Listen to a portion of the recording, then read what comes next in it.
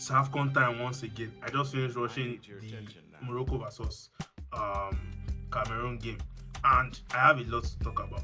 Not really a lot, but there's a lot I have to say. It takes a really, really big man to resist the primal urge, the manly urge, the caveman urge to say I told you so. And you might be forgiven for thinking, look at my cheeks, look at my body size. I mean, look at me. You might be forgiven for thinking I'm that man, I'm that big man. But I'm sorry to tell you, I'm not that big a man. I'm only big in body. I'm not big in mindset, bro. I'm going to tell you right now, I told you so. I told you so from the very first day of this tournament. I said, Brahim Diaz. I mentioned Brahim Diaz first. I said, Morocco will go as far as Brahim takes them. You can go and check my old videos. It was literally the title of the video. None of you watched the video. I'm not crying. I'm not going to. I'm not crying. Don't leave the tissues. I'm not crying. But I said it then, and I'm still saying it now. Wherever Morocco ends up in this tournament, if they end up winning it all, it has been by the power of Brahim. If they end up in the semi-final, it's because Brahim did not perform in that semi-final. Any match that they lose in this tournament is because Brahim did not show up. Because this guy has been amazing. He has been wonderful from the very first minute of the tournament. Maybe the part of the tournament that he didn't perform was probably just the first half. And in that first half, I thought this guy has to fit in and not fit out. He has to take the game by the scruff of the neck. He has to be the one to show up for them. And from the second half of that first game against Comoros, it was like he watched my video or something. I'm not going to hype myself up too much, but if you think about it, there are too many coincidences in this matter. Maybe just maybe you watch my video. But jokes apart, Brahim Diaz has been wonderful, and this match just put a spotlight on something else that I already said. When you are coming to the AFCON as a star player, you are coming to be the best. You are not coming to help others. You are coming to carry your team. If you are a star player, there are no excuses. There is a reason why Victor Osimhen had so much pressure on him coming into this tournament, because he had not performed like as well as the new Victor Osimhen could perform at the last AFCON, and it was looking like very dire for him. You have to show up, and that's just it. When you juxtapose Brahim Diaz showing up with Brahim Diaz, I posted a tweet. Brahim Diaz looks the part. It looks like somebody that can perform on the AFCON stage. I mean, based on the video I posted, Kadouche, he looks physical, he looks big. He's a Premier League player, a league that is based on physicality. But Brahim Diaz couldn't take on one player. He couldn't take on Mazraoui, the guy they trained together. Obviously, if you are playing against somebody, you should have picked up a few tricks. You should have figured out how to beat this guy in training. But Brahim Diaz couldn't do anything in this game. It was non-existent. And it just goes to show you, it really is the case. You have to be the star player in both in name and in performance when it comes to the AFCON. You can't just come in the AFCON and come and play senior man. There's no senior man football in Africa. You have to actually show up. And Brahim Diaz has done that and more. The fact that Brahim Diaz was not even performing to this level for Real Madrid, one of the biggest clubs in the world, but when it comes to his country, he's showing up. I don't know, I'm just adding more things to buttress my points. He's just showing up. And away from Brahim Diaz, when we look at the Mexican. I need your attention now. Jesus, I'm such a bad YouTuber. What Mexican? Just passing. When we look at the Moroccan team, Abdi Ezazoui is also another person. From the first match that I watched him, I was like, why was this guy starting off the bench? And those guys make it seem as if Morocco are a complete team.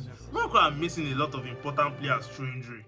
They are missing Roman Saiz. They are missing what's this guy's name? Naif Aged. They are missing Unai Azedin Unai that was the engine of their midfield, taking them to the semi-final of the World Cup. That guy is on the bench injured, but they played this match and they shut off the tap for Cameroon. Cameroon were not able to play their game. They were not able to put the ball on the ground. They forced them to progress the ball to the middle. And the funniest part is Sunday Oliseh has been improving in his analysis so far. At the beginning of the tournament, his analysis was so poor. It was the poorest I ever had. At some point, I had to turn off the commentary for 2 games. But after then, he has improved. The last Nigerian game was very good. This game was also okay, except the part of him saying that hurts. Believe me, that hurts, bro. If he says that hurts one more time, I'm going to end it all in GTA. Bro, please expand your vocabulary, say something else.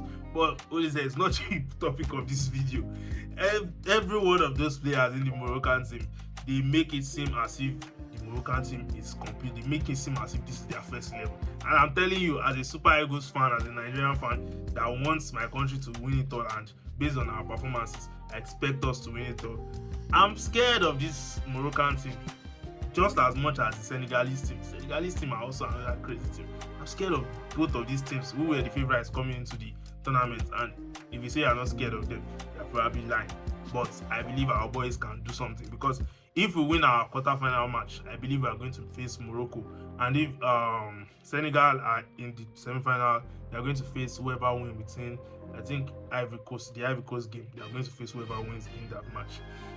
And it's just poised to be a wonderful, wonderful quarterfinal. Cameroon today were really disappointing, I must say. I expected them to bring so much more to this game, but you just have to give credit to the tactical nous of Walid Regragui. He's probably the best coach in the country, in the continent. He's probably the best coach in the continent when you look at it, when you juxtapose everything against each other. He's probably number one. Maybe you could put Hugo Broos and Eric Schell in that conversation, but Walid Regragui is number one. I mean, he took his country to the semi-final of the World Cup. For God's sake, I almost said the F word. Sorry, you too. He took his country to the semi-final of the World Cup. So he seems like the best coach in the continent, and he proved it again today. His team played Cameroon off the pitch. David Cargo made a lot of substitutions, substituted the guy, substituted in the first half, did everything to try and make this team tick, everything to try and give them that little spark, but it just didn't work. And once again, I'm going to lay a lot of blame at the feet of Brahim Diaz.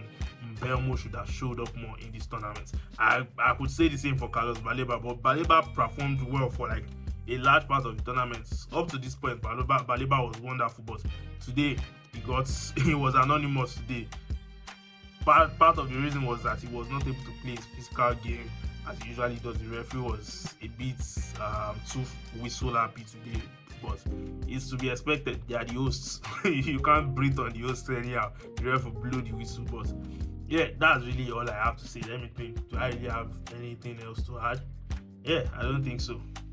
I'm enjoying I was supposed to talk about the Senegalese game, but I didn't watch the Senegalese game a lot. Mummy, I thought the games were starting tomorrow. That's why I didn't have a preview for you guys, and I'm really, really sorry about that. If you're expecting my preview tomorrow, we are going to resume normal schedule. I'm going to drop a preview for the games tomorrow.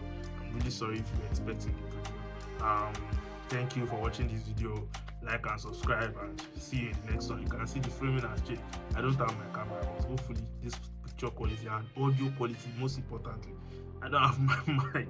Hopefully both qualities are good enough, and people have not clicked off the video by this point. Bye bye. See you in the next one.